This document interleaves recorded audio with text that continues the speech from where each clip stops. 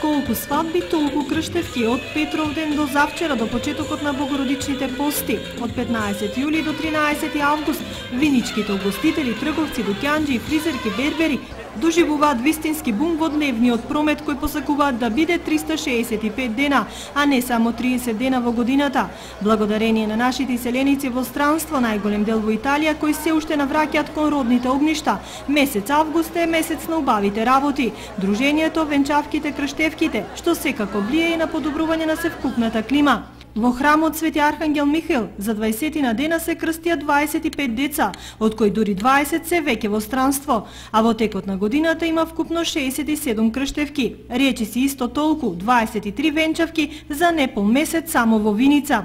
Годинава за разлика од претходните години за 10% помалку се венчавките, а споредбено со 2009 година крштевките се преполовени.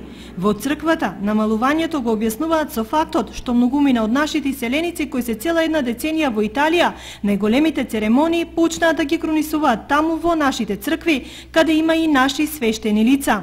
Колку радува, колку не податокот кој говори дека веќе повеќе фамилии се вратија од Италија и тука ја продолжуваат својата екзистенција. Безработица е и таму, само од една плата тешко се преживува, вели еден наш долгогодишен печалбар од Блатец. Веќе 18 години сум во Италија.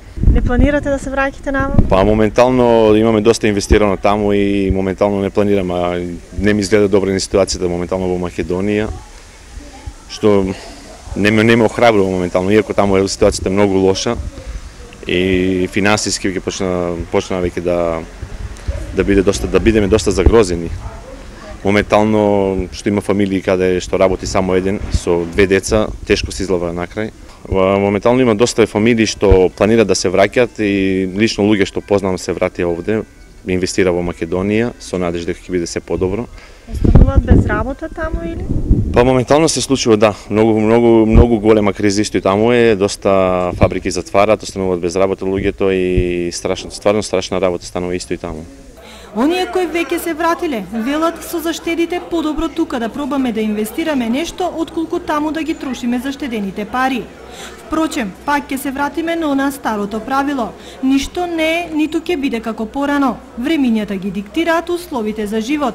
Можеби, долгогодишните миграциони процеси на релација Македонија-Италија конечно ќе почнат да добиваат повратна насока.